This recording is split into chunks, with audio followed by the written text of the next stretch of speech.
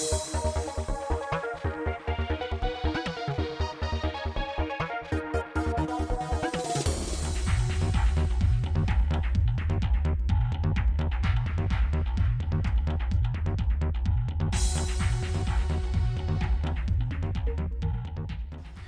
a pattern that was developed by Paige Rogers, a New England fly tyer. It's a minnow imitation, really simple to tie. Today, the original pattern calls for a TMC 811S saltwater hook. We're going to tie this today on a Mustad Big Game C70SD, and this will be a size 1/0 hook. We'll get started by putting the hook in the vise. We're going to take our thread. In this case, it's just going to be white flat wax nylon. And you're just going to put it on pretty much toward the back of the hook right now. This fly is not usually weighted, but you can obviously weight it, and you can do that in a couple of ways. Here I'll show you the idea. You're going to take just regular wire, and I kind of put it more on the forward part of the hook, and I'm just going to make some wraps over the top, leaving a lot of room in the front, and you'll see why at the end of the fly. So again, you can make this as heavy, as light as you want. You can also get a cone head and slip a cone head on, and you want to do that first because you're going to tie everything else on behind it. If you use a cone, when you get toward the end, you're going to have to give yourself plenty of room for the material that you're going to put on for the body and then for the wing or the top. But you put your lead on and then just kind of wrap over to tie it in place, bind it down so it doesn't slide around.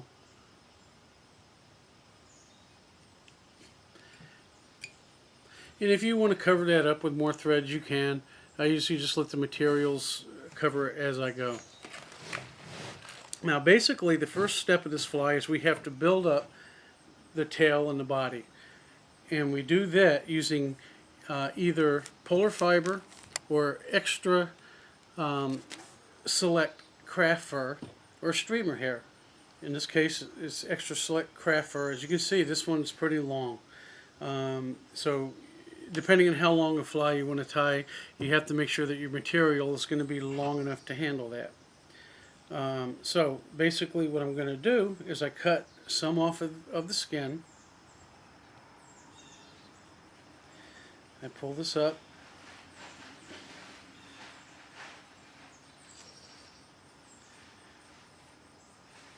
And I'll get kind of a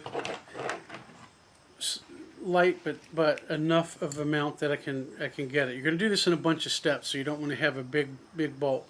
And you're going to build a taper as you go. Now generally I like the length to be about 2 times hanging behind the hook, about twice the shank length of the hook. So if that's 1, that's 2, and then that gives me the length I want. Basically I'm just going to make a tight wrap over top, about 4 good tight turns. And I'm just going to pull this up and cut it. You don't have to be particularly neat about this end of it because that's going to get all covered up by the end anyway. So that's your first step. The second step is I'm going to turn it over. And again, I'm going to cut some more material off of there. And I'm going to match this up just maybe a hair shorter than the top color or top hair. I'm going to measure this to be just a little bit shorter than what I already have on there. So as I tie this, I'm going to put it in. I'm going to get it around the hook.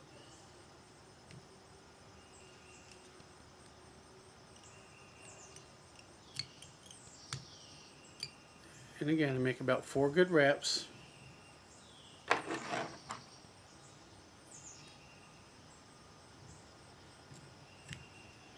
And I cut that off.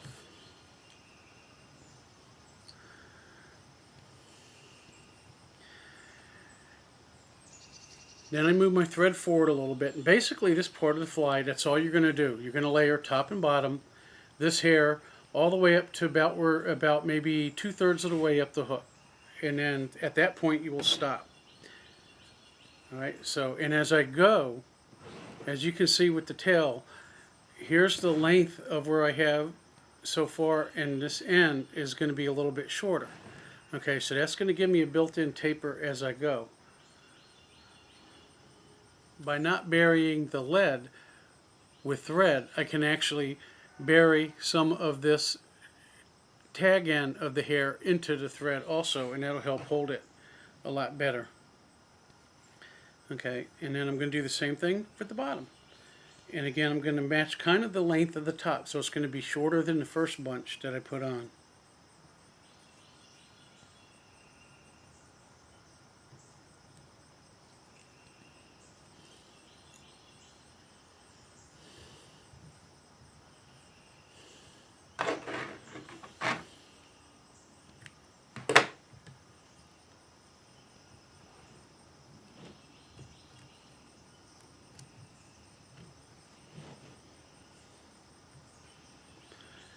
So as you keep going, actually, you're already getting a bait fish taper. You can probably just take this, put an eye on it, and go fish it. Okay, move my thread forward just a little bit more.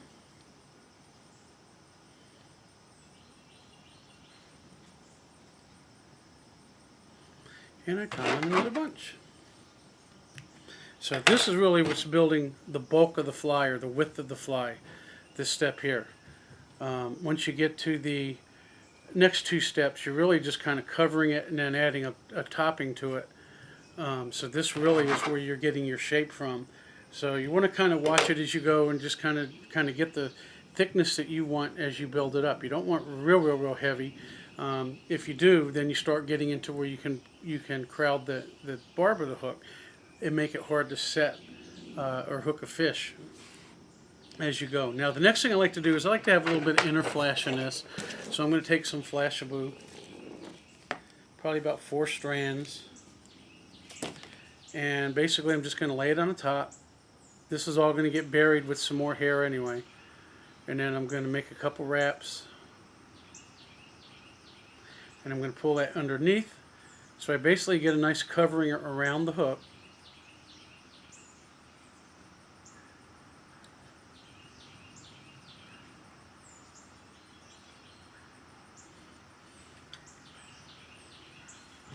And that flash will be kind of buried in the fly. So it's just kind of a few strands evenly placed around the hook. But as you can see, we already have that bait fish taper that we want as we go. Alright, now I'm going to take another bunch of this, and I'm going to add to the top.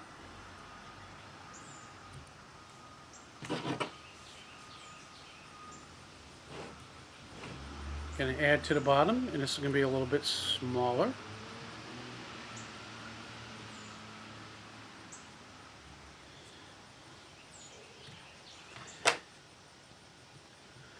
Okay, now as I've gone, I've tried to make the hair kind of disperse evenly around the hook. But after I put that flash in there, what I like to do is take just a sparse amount, and I put just a little bit right on the sides. Kind of it build up the side a little bit, but also it helps to hide any bare spots you might have, that kind of thing. Adds a little bit more fullness or roundness to the fly. And I'm going to do the same thing to this side.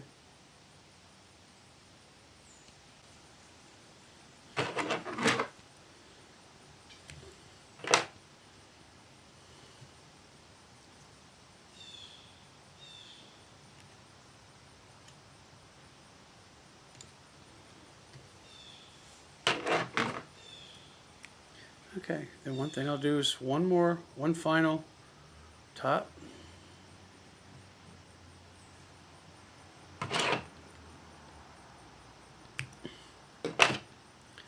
One final bottom. And again, a little bit shorter than what I had on there.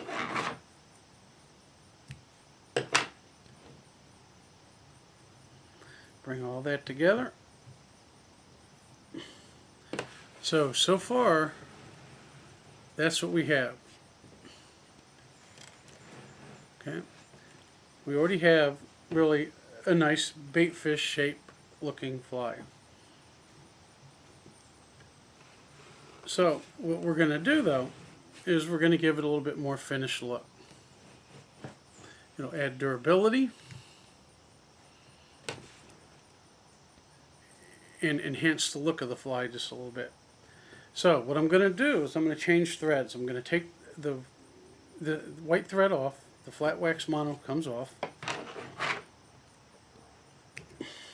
Alright, now I'm going to take a piece of easy body, and this is just a pearl, and what I'm going to do is slide it over the fly, and I'm going to try to find that point to where the tubing, I'm not forcing it on, I'm just kind of gently pushing it right to the point where the hook starts to bend.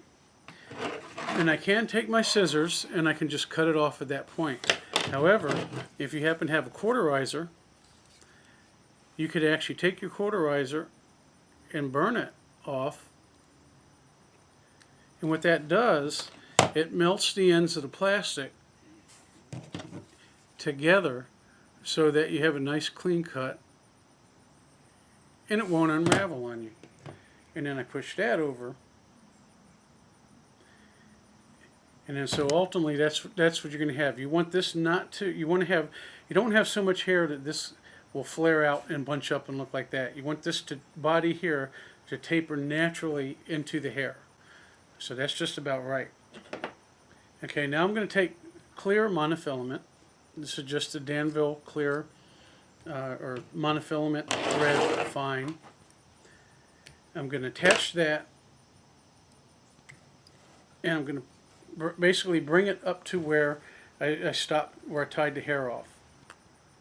The easy body has a line down the center of it, and you can actually take a magic marker and you can mark that line so that you get a lateral line effect on the fly.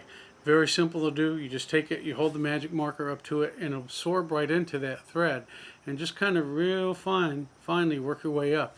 You could use any color you want. If you want a pink side or a black side or whatever, it doesn't matter. So now I'm going to hold these ends together, and I'm basically going to take my thread and I'm going to tie down the tubing in the front to a point.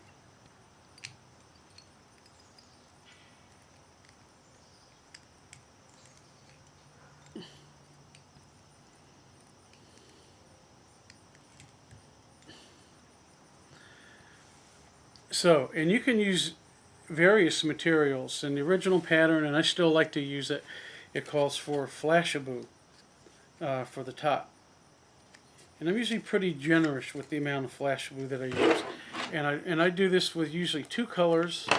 And again, I vary the colors a lot. I kind of like the darker colors, but I also like these kind of chartreuse, and this one's an olive.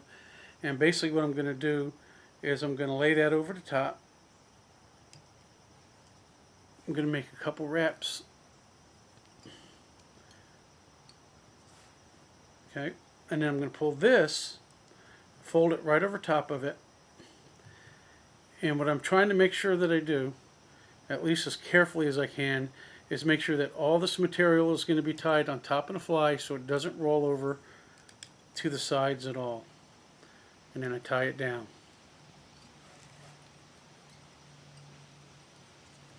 Okay.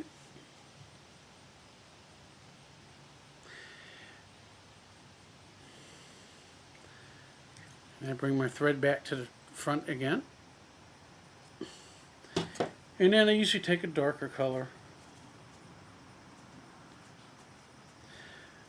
I really like this seafoam green. There's also like a peacock color that I like. And it doesn't have to be flashabou either. You can use sparkle flash. You can really use anything you want. If you don't like a lot of flash, you can actually, I have tied these using EP fibers for the top, and use some more natural realistic colors for minnows, and it looks really nice. So again, I tied it on, I pulled the thread back, and again keeping this on the top. Pull it all back, tie it down. Okay, now obviously if we leave it like that, when this gets in the water, that's going to go all over the place. So one, again, to give the fly more durability. Two, to bring that down and make it, help it meld into the fly, so you have your kind of dark color on top and white color on the bottom. I'm going to use silicone. Now again, in this day and age, there's all kinds of things that you can use, such as clear cure goo. The tough fly materials are really good too. Now I'm going to take silicone. And the way I like to start it is actually I'm just going to put a little bit right on top of the tube, and then kind of come a little bit on top of the Flashaboo. And then I'm using Dawn dish detergent to thin it out. So I dip my hand into that, mixed with water, so that's thin. And I'm basically going to spread it. Now, if you happen to have any photo flow left over from the days of actual developed print film, that works really good also.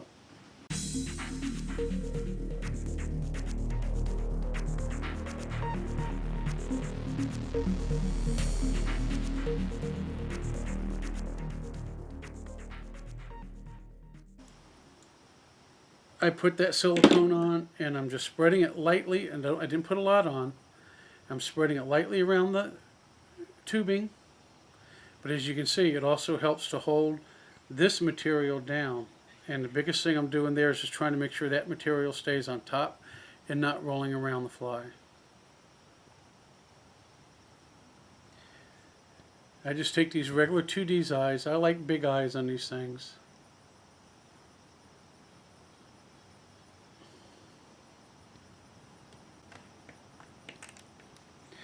I actually put a little fold in it so that when I put it on, the fold will curve around the body.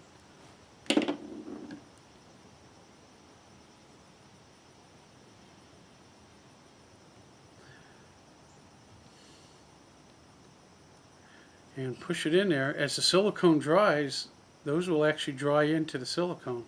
Now if you really want to, you could take another drop of silicone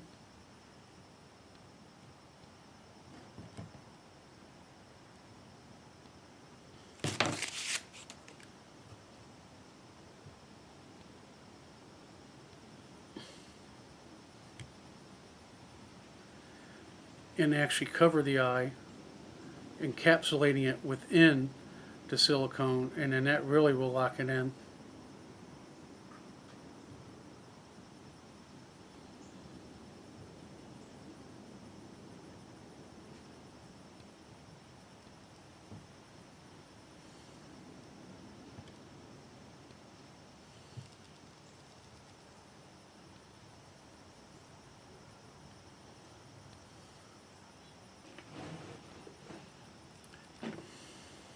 It's a good pattern, as you can see. You got the shape, a little more rounded shape. There's plenty of flash in there with the Flashaboo, and then don't forget we added that Flashaboo into the fly. So when it gets wet, you're going to see all that. It comes alive. It has plenty of brightness to it. If you don't want that much, you can actually, like I said, you can substitute the top for really just about anything you want. But it's a nice, easy pattern, and it's a really effective pattern. And over the years, when I started fishing this, actually was in New Jersey, and I caught a lot of fish with it. A lot of people nowadays, with the advent of epoxies, with the surf candies and whatever, they really kind of the same idea. It's the same look, but it's not real hard to tie, and in the water, this really comes alive. You get a lot of movement back here, back and forth, and good fly.